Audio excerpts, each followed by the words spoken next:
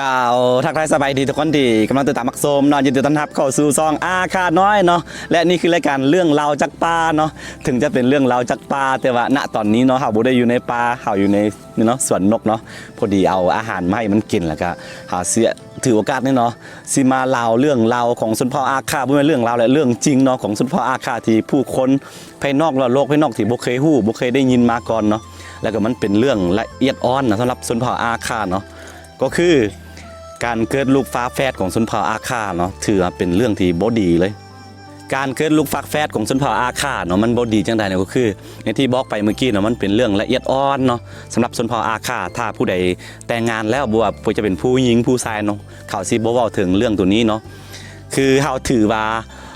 สุนทรอาคาถือว่าการเกิดลูกฟ้าแฝดเนี่ยเป็นเรื่องที่แบบเป็นเคราะห์เป็นเรื่องที่บ่ดีเนาะจะมีภัยอันตรายหรือว่าจะมีสิ่งบ่ดีเกิดขึ้นในหมู่บ้านเนาะเพราะฉะนั้นเวลาแบบเกิดลูกฟ้าแฝดสุนทรอาคาสิบ่เลี้ยงแล้วก็คนในหมู่บ้านเดียวกันก็เกือบสิบ่ได้ฮู้ว่ากรณีเนาะตัวอย่างสมมุติว่าเฮือนข้างๆนี่เกิดลูกฟ้าแฝดนะถ้าเกิดลูกฟ้าแฝดเขาแบบสิมีวิธีกำจัดหรือว่าแบบเฮ็ดให้มันหายสับสนแล้วเฮาสิบ่เลี้ยงเนาะอันนี้เนาะอันนี้เรื่องเมื่อก่อนเนาะส่วนว่าการกำจัดเด็กน้อยที่เป็นเกิด2คนว่าฟ้าแฝดนั่นน่ะเนาะกำจัดด้วยวิธีใดเนาะอันนี้ตามที่เคยได้ยินมาตามผู้เฒ่าผู้แก่เคยเล่าให้ฟังเนาะว่าแล้วฮู้ว่าถ้ากรณีฮู้ว่ามีลูก2คนเกิดมาพร้อมเดียวกันในเวลาเดียวกันก็คือว่ายังไงเป็นลูกฟ้าแฝดนั่นแหละส่วนพออาคาจะมีวิธีกำจัดก็คือเอาขี้เถ้าเนาะขี้เถ้าก็คือเศษเหลือที่เฮาก่อไฟหั่นนะออกมาจากเตาไฟเนาะเอาตัวนั้นมายัดใส่ตามเขาได้ยินเนาะมันยัดใส่ปากว่ายัดใส่ตัวใดบ่ฮู้เนาะอันนี้เคยยินมาแบบนี้เนาะแล้วก็มันสิตายไปหรือว่าเวลาเกิดมาฮู้ว่ามีเป็นอันเกิด2คนแล้วเขาสิบ่เอาเลยเนาะสิบ่อมเลยเนาะป้ามันเด็กน้อยเกิดมาถ้าเขาบ่อมมันก็ป้าไว้ประมาณเป็น2นาทีหรือว่า1นาทีมันก็จะสิ้นใจไปเองเนาะอันนี้ก็เป็นเรื่องที่ถ้าไปเว้าเรื่องด้านแบบจริยธรรมบ่หรือว่าไปเว้าเรื่องในด้านกฎหมายมันก็เป็นเป็นข้อผิดพลาดหรือแบบมันมีโทษเนาะเป็นโทษนะมันผิดกฎหมายเนาะเฮ็ดอันนี้บ่ได้แต่ว่าสุนทรอาคามันเป็นฮีดคล้องอะนะมันเป็นพิธีของเขาแต่ใดมาแต่ว่าอันนี้เว้าถึงเรื่องอันเมื่อก่อนเนาะแต่ว่าณปัจจุบันมันก็เปลี่ยนไปหลายแล้วบ่ว่าสุนทรอาคาจะอยู่ในไทยบ่ในจีนบ่เนาะค่อนข้างแบบยังเห็นฟ้าแฝดแล้วก็เคยสงสัยกันบ่ว่าเป็นหยังสุนทรอาคาจึงแบบบ่ค่อยเห็นลูกฟ้าแฝดหรือว่าอันนั้นแหละบ่แม่นบ่ค่อยเห็นแหละคือแบบบ่เห็นเลยเนาะในเมื่อก่อนเนาะบ่มีเลยเนาะบ่ว่าอาคาจะอยู่ในไทยในจีนในลาว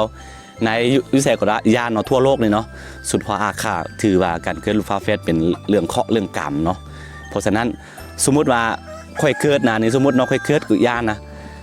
ถ้าแบบชาวบ้านเขาฮู้เนาะเขาสิไล่ออกจากหมู่บ้านเขาบ่ให้อยู่เนาะเขาถือว่าเป็นเคราะห์เป็นกรรมนะแล้วก็สิยกตัวอย่างเนาะประมาณ2ปีที่แล้วเนาะในทางภาคเหนือของเราเนาะคือแขวงพงศาลีเนาะมีคนไปเกิดบ่แม่นแขวงพงศาลีแขวงอุดมไซเนาะสุนทรอาคานี่แหละไปเกิดไปห้องหมอเนาะไปห้องหมอแล้วไปเกิดลูกแต่ว่าเกิดมา2คนแล้วเขาบ่อมกลับมาเลยเขาให้ผู้อื่นเลี้ยงแต่ว่าถึงใจให้ผู้อื่นเลี้ยงก็ย่านเนาะแต่ว่าพ่อแม่เขาเนี่ยกลับมาบ้านเนาะเขาก็ลายออกจากบ้านแบบลายออกจากบ้านนะกันไปเว้าเรื่องด้านกฎหมายแล้วมันเป็นแบบ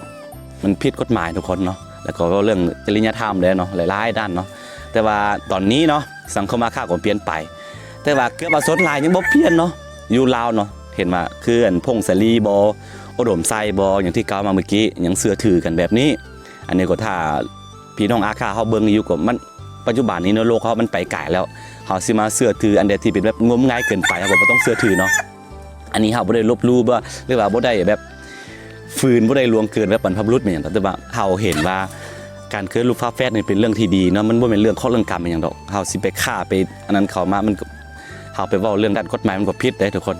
เพราะฉะนั้นโลกเขาเปลี่ยนไปแล้วเนาะเฮาควรยอมรับอันใดที่เป็นสิ่งงมงายเกินไปเฮาก็บ่ต้องไปเชื่อถือมันเนาะอันใดเปลี่ยนได้ก็เปลี่ยนเนาะนี่เป็นเรื่องดีสำหรับสุนทรอาคาเนาะณปัจจุบันนี้เนาะคือหมู่บ้านที่ค่อยอยู่ณตอนนี้ก็เห็นประมาณ 2-3 คู่แล้วแต่ว่าคนที่เกิดลูกฟ้าแฝดสำหรับสุนทรอาคาณตอนนี้เนาะณอายุ18 ปีขึ้นไปนี่คือว่าบ่มีเลยมีแต่ว่าช่วง90 ปีหลังมานี่เนาะเขาเริ่มแบบเริ่มแบบเกิดแล้วก็เริ่มไส้เลยเริ่มเอาเลยแต่ว่าอยู่บ้านเก่าเนาะคืออุดมไซบ่พ พงศลีบ่ตอนนี้ยังเสื้อถืออยู่เนาะอันนี้ก็เฮาพยายามอธิบายให้เขาหลายเทื่อแต่ว่าเขาก็แบบผู้เฒ่าผู้แก่เขายังแนวคิดของเขายังแบบคือแบบหัวล้านไหม สมองเขายังล้าลังเลยนะหาบ่ได้ดูทุกข์เขาแต่ว่าเรื่องจะนี่มันบ่ทึกเนาะบ่ทึกบ่ต้องเนาะอันนี้เขาก็มีสิทธิ์แสดงความคิดเห็นกันแล้วก็วัยหนุ่มอันลูกหลานอาข้าเฮานี่ตอนนี้ก็มีโอกาสได้ศึกษาหาเรียนฮู้เนาะก็ควรแบบจะไปเผยแพร่ด้านแบบนี้เนาะมันบ่แม่นแต่ว่าผิดกฎหมายเด้มันแบบแตะต้องถึงสิทธิมนุษย์นะเนาะหลายๆด้านจริยธรรมเนาะเพราะฉะนั้นฝากไว้สำหรับตัวนี้เนาะที่พันมาเนาะในหมู่บ้านเก่าในหมู่บ้านเกิดพุ่นเด้ออุดมไซพุ่นเด้อค่อยเชื่อว่ามีในหมู่บ้านเดียวกันเนาะมีหลายๆคนที่เกิดลูกฟ้าแฝดแต่ว่าเขากำจัดไปแบบบ่ให้เฮาฮู้บ่ให้คนภายในบ้านฮู้เนาะค่อยเชื่อว่าจังซั่นเพราะว่าหลายๆคนได้ยินข่าวมาเนาะแบบเกิดแล้วแต่ว่าเห็นว่าเป็นลูกฟ้าแฝดเขาก็แบบบ่อมเลยหรือว่ากำจัดทิ่มอย่างที่บอกไปเมื่อกี้เนาะเอาขี้เถ้ายัดใส่ปากบอกหรือว่าใดๆประมาณนั้นเด้อคนอันนี้ก็ตอนนี้ก็โลกเข้าไปไกลแล้วอย่างที่บอกไปเนาะโลกเข้าไปไกลแล้วเฮาสิมาเชื่อถืออย่างนี้บ่ได้เนาะฝากไว้ตัวนี้ฝากไว้เนาะ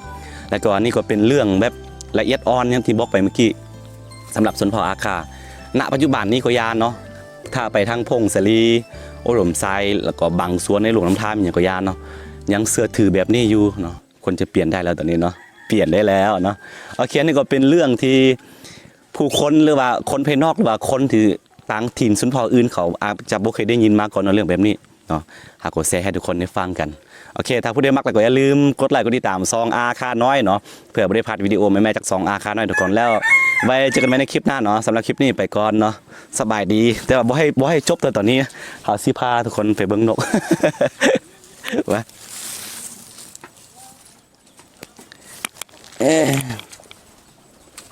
เนี่ยทุกคนอันนี้คือหูอันสีให้นกแก้วไปไข่ใส่ดันเวลาฮอดฤดูกับไข่ของมันเนาะเห็ดเจาะหูไว้แบบง่ายๆเลยตอนนั้นแรงๆแบบนี้เนาะตาเวนกำลังจะตกดินแล้วก็นกหนูมันยังกำลังจะเข้านอนเนี่ยทุกคนแต่ว่าเขามารบกวนมันเขามาให้อาหารแรงอันนี้สำหรับกระรอกนี้เขาเกลือแต่นี่เนาะเขาสารแล้วก็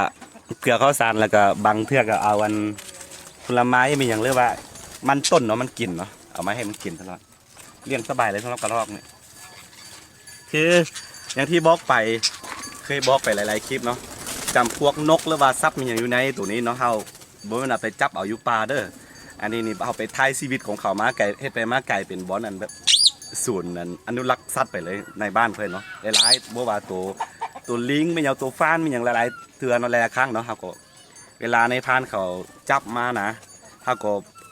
ซีห้ามเขาบ่ได้เนาะเรื่องอันนี้แค่นี้เนาะเรื่องอยู่เรื่องกินเขาก็แบบบ่มีทางเลือกหลายแต่ว่าเวลาเขาได้มาเขาก็นั้นเนาะนี่มานี่คือตัวนี้เวลาชาวบ้านเขาได้มาเขาก็ไปถ่ายชีวิตมานะคือตัวนี้ก็โอ้ยถ้าหักมันคือลูกเลยอันนี้ได้น่าจะได้3-4 วันนี่แหละเกิดมาได้3-4 วันคลอดมาได้3-4 วันแล้วก็แม่มันเสียว่าเป็นเสียแหละถือกันในพันเขายิงเนาะสงสารมันคืออย่างพวกนกแก้วมีอย่างจะนี่ก็เขาไปทึกแบบชาวบ้านเขาไปเฮ็ดแห่ไว้นะแบบฮอตแล้วดูแบบเข้าซุกเขาเปลือกมันเนาะพอเราดูเก็บเกี่ยวแล้วก็นกแก้วมักจะมากินแล้วก็เขาวางแห่ไว้แบบนี้เราไปทึกมัดเขาก็ไปจับเอาขั้นเขาโบไปท้ายโบไปซื้อมาจากอันสุดท้ายแล้วชาวบ้านเขาก็ไปฆ่ากินอยู่ดีเนาะคืออันนี้ก็คือกันเนาะอันนี้นี่ปีกายนี้ช่วงฤดูเขาเผาไฟเนาะเผาให้นั่นแหละทุกคนเผาให้เลยกับมันแม่มันตายแล้วยังเป็นลูกมันแล้วก็เอามาเลี้ยงที่น้อยเลยง่ายเด่นนะทุกคนโอเคออกไปนกเรื่องแล้วทุกคน จากเรื่องนะโอเค